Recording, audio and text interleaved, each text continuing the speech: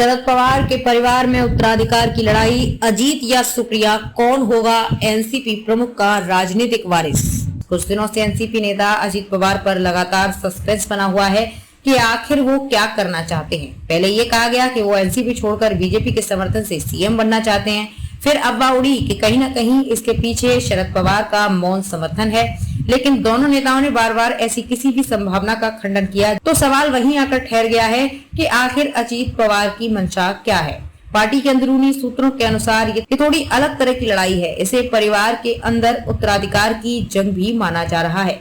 शरद पवार धीरे धीरे सक्रिय राजनीति से दूर हो रहे हैं, लेकिन उससे पहले उन्हें अपना उत्तराधिकारी घोषित करना होगा। उनकी पहली पसंद बेटी सुप्रिया सुले मानी जा रही है, लेकिन अजीत पवार को लगता है कि ये हक उनका है। संगठन में उनका वर्चस्व भी रहा है, इसलिए ऐसे में उनकी हालिया गतिविधि शरद पवार पर उत्तराधिकारी घोषित करने के लिए दबाव बनाने की रणनीति भी मानी जा रही है। इससे शरद पवार की दुविधा और बढ़ गई है, लेकिन सभी जानते हैं कि शरद पवार के दिल में क्या है। शायद ही कोई इसका अंदाजा लगा पाए। 2 से अधिक बच्चों वाले जनप्रतिनिधियों को अयोग्य ठहराया।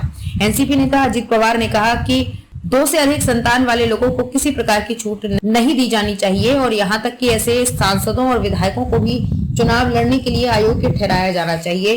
पवार ने ये टिप्पणी जनसंख्या के मामले में भारत के चीन से भी आगे निकल जाने की खबर पर प्रतिक्रिया व्यक्त करते हुए दी गई। पवार ने कहा, जब विलासराव देशमुख महाराष्ट्र के मुख्यमंत्री थे तो हम ये निर्णय लेते समय डरे हुए थे कि 3 संतान वाले उम्मीदवार ग्राम पंचायत, जिला परिषद और तालुका पंचायत के स्थानीय निकाय चुनाव लड़ने के लिए अयोग्य होंगे।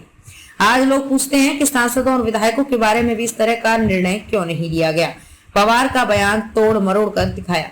शिवसेना के नेता संजय राउत ने सोमवार को कहा कि महाविकास अघाड़ी बेहद मजबूत है और उनके सामने एनसीपी प्रमुख शरद पवार का ये बयान कभी नहीं आया कि एमवीए टूट जाएगा। राउत ने यह भी दावा किया कि बीजेपी विपक्षी दलों जैसे शिवसेना, एनसीपी, कांग्रेस और टीएमसी को तोड़ने की कोशिश कर रही है। राउत ने कहा कि एमवीए के बारे में पवार के बयान को मीडिया ने तोड़ मरोड़ कर पेश किया।